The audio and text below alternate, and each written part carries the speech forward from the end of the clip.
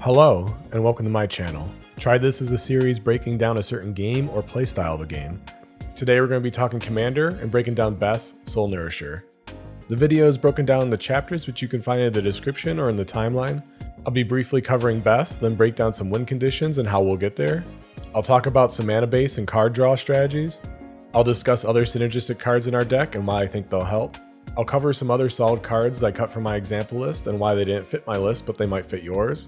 And finally, I'll be moving on to some budget suggestions for the deck. If you like this content, please consider liking the video and subscribing. It really helps other viewers discover the video and the channel. In general, it's just a great way to show support. With that said, let's dive in. Bess is a 1/1 human citizen that costs 1 green white.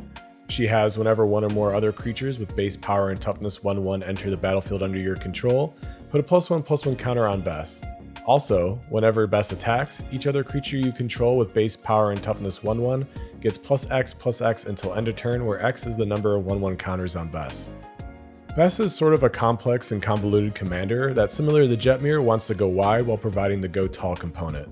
Though her abilities are very strict to a certain niche, don't be deceived as she's actually a huge powerhouse of a commander. She can quickly and reliably grow out of control and turn all of those innocent 1/1 creatures into massive threats. I think with all the excitement around having so many cool commanders releasing in the new Capenna products, Bess sort of went under the radar. She's deceptively good, and though I didn't build my list as a budget build, I think she would be a good contender because of all the 1/1 creatures out there. Though she's very specific, I think she's a beautifully designed card that provides interesting gameplay and opportunities.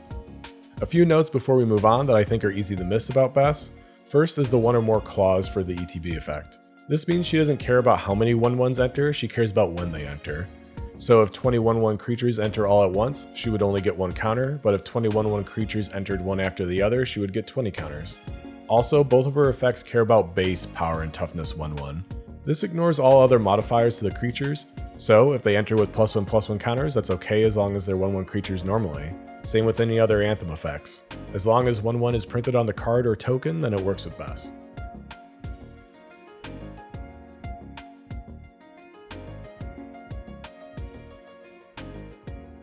Our main game plan is to produce enough 1/1s to turn Bess into her best possible self so she can pass it forward. Then, our creatures will beat down our opponents, or we could possibly win with commander damage. I'm going to focus on trying to trigger Bess's ETB effect as much as possible instead of going for a more traditional Selesnya go-wide strategy in something like a Rise the Redeemed deck. Since Bess has to attack to provide the buff, a simple way to protect her is to just make her a huge creature. In the process, we enable both of our primary strategies. I'm running a couple alternate win conditions in this deck, and the first is Strixhaven Stadium. This doesn't really threaten a win until we can give our creatures some sort of evasion, but it does force our opponents to chump block if they weren't going to already. With Bess making most of our board massive, it's almost like forcing our opponents to lay on the tracks while the train is coming. I'm also running Halo Fountain as another potential win condition. I don't really expect to win with this card. I believe I'm normally hovering around an 8 to 12 creature count, but it's cool potential to have if our opponents aren't really paying attention. It is mostly in here for the creature production, draw effect, and instant speed untapping to protect us, though good luck winning with this cool card.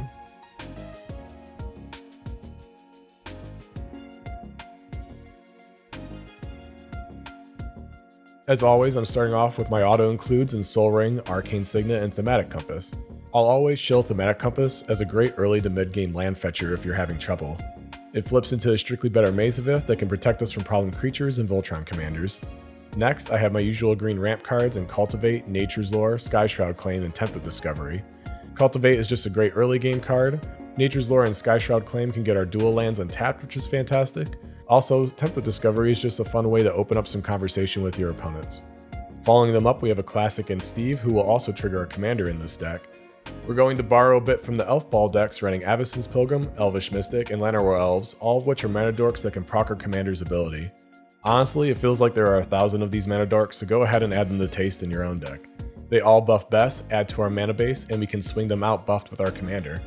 To wrap it up, I'm running Smothering Tide to tax our opponent's draw and ramp us with some treasures.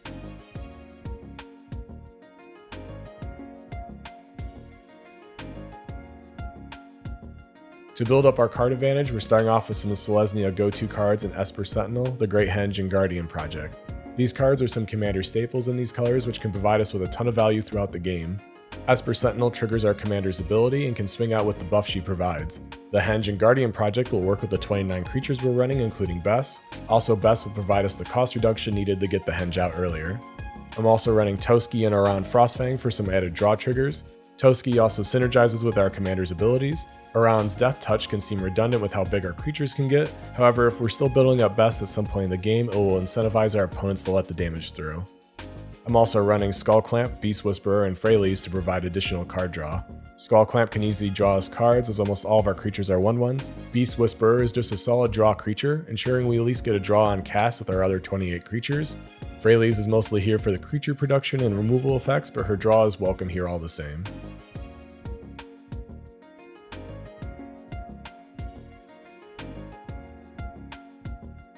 We're going to start off the high synergy cards with some protection effects. Since our strategy relies on Bess sticking around and snowballing out of control, we need to keep her alive.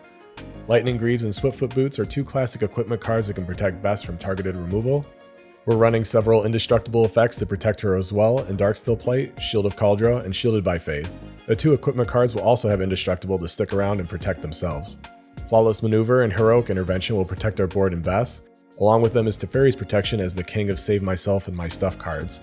We're also running Alseid of Life's Bounty and Mom to provide protection to Bess if needed. They also trigger Bess's ability, and Alseid having lifelink is a huge bonus with the buff Bess can give. It's time to talk creature production. Imperious Perfect, Tauren's Fist of Angels, and Tendershoot Dryad are all creatures that, though don't trigger Bess, produce creatures that will. Tauren's is nice because in casting our other 1/1 creatures, we'll make another 1/1 to trigger Bess twice between those two creatures. Also, as Bess will likely be the biggest creature on our board, the training should always trigger on attack. Legion's Landing not only creates a 1/1 when it enters, it ramps us into a creature production land. Keldra and Outpost, Castle Ardenvale, and Freylies will also produce 1/1s for us. Though the castle is a bit expensive, I think it's still worth running for an instant speed blocker and the buff Bess. Darien, Oketra's Monument, and the previously mentioned Halo Fountain will also produce creatures for us. The Monument only reduces the cost of 5 creatures in this list, but its cast trigger I think is worth it. Like Tauren's, it will double up the 1/1s entering and staggering the ETB effects to further increase Bess's counters. While Darien is on the field, if you're hit for 7 damage by a single source, then Bess won't get 7 counters, but if you're hit by multiple creatures in combat, then each instance of that damage will trigger Bess when those tokens enter. Finally, our best creature production card is Scoot Swarm. Since each landfall trigger resolves independently, not only do you get the notoriously powerful effect of this creature, you also get a ton of counters on Bess. To further increase the counters on Bess, I'm running Hardened Scales, Pure, and Grateful Apparition. Pure and the Apparition will both give counters to Bess, and Pure's ability will double up the counters he provides. I'm also running Cathar's Crusade to further increase the counters on Bess. Not only will she get more value out of our creatures this way, they'll also be a huge threat on their own and still get Bess's buff.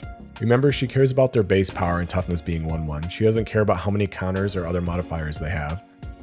Finally, it's time to address the big downside in this deck. Though Bess and all of our 1/1s will be a huge threat when she attacks, they won't have any evasion.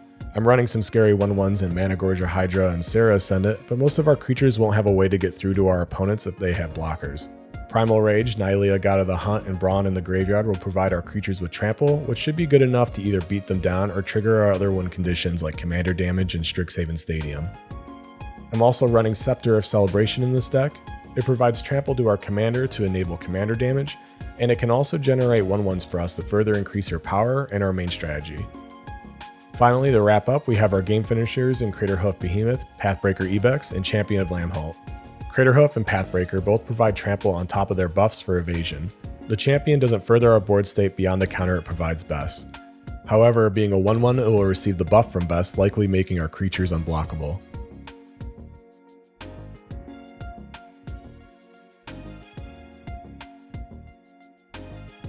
The cutting room floor is where I talk about some other cards over or around $10 at the time of recording that I cut from my list for various reasons. Though these cards didn't find a home in my list, they might find a home in yours. Commander's Plate and Shadowspear both enable Bess as a potential Voltron commander. The plate also protects Bess from some bounce and removal effects, however the most reliable removal is white, which this won't save her from. I cut them because though I love Voltron decks, I honestly have built so many and I didn't want to focus on that too much for this deck. Doubling Season can double up both the counters on Bess and our creature generation effects. This notoriously powerful card would be welcome in any Bess list. However, Doubling Season has always seemed like a win more card to me, and without it I was doing just fine being a threat at the table. so I ended up cutting it to balance with my pod. Once again, the Ozolith finds itself in the cutting room floor. This poor card just seems to be constantly getting cut in my videos. I'd suggest running it to help rebuild Bess after she gets removed from board wipes. I wasn't struggling too much to rebuild her in any of the games I played so far. There are a couple of other cards that use counters in this deck, but I didn't think it was enough to run this card. I'd rather add more ways to finish the game with my 1/1s, like giving them more trample effects or other forms of evasion. Speaking of other forms of evasion, the last card on the cutting room floor is Elspeth, Sun's Champion. This card can make more 1/1s for us, give us a mostly one-side board wipe, and can give our creatures flying if we manage to get the emblem. I ended up cutting her because though most of our creatures would survive her wrath effect, Bess likely wouldn't. Though I didn't have too many issues rebuilding, I felt like Elspeth wasn't worth the extra token generation and potential evasion emblem.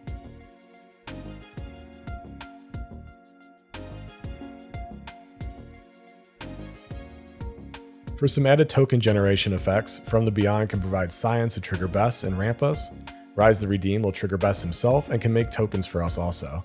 I didn't think I was running enough token cards to really take advantage of Rise, so I opted for the Imperious Perfect instead, but I think both are good options.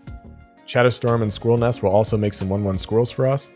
I didn't think I was casting enough per turn to get enough value from running Shadowstorm. However, since each copy resolves independently, we could potentially get a ton of counters on Bess this way. Greater Good, Shamanic Revelation, and Mentor of the Meek can provide us with some extra card draw. Since the Anthem Bess gives our creatures is until end of turn, we can sacrifice one of our 1/1s to Greater Good for some huge card draw potential in the second main phase. Healer's Hawk is a good budget version of Sarah Ascendant, and to be honest with you, I think you could argue running the Hawk instead of Sarah to start with. Since the Hawk already has flying, you'll always have that huge threat in the air regardless of your life total. If you're looking for budget lands or mana rocks for your deck, I would recommend checking out managathering.com. Unfortunately, it doesn't break down the prices for you, but it has a comprehensive list of all lands and rocks released for Magic the Gathering. To check out the prices, just click on any image of any card on the page and it will take you to a TCG player listing of the card. It is an extremely helpful resource to find utility or budget alternatives for expensive dual and fetch lands. In building mana bases for your deck, it is always worth checking out. I didn't cover every card in this deck or every suggestion I have for Bess, so if you'd like to see the rest, check out the link to the deck list in the description below. If you enjoyed this video, please consider clicking the like button and subscribing to the channel to show support. Comment below on cards you think synergize well with this commander, and if you have any suggestions for commanders to build in the future. Thank you so much for watching, good luck, and have fun.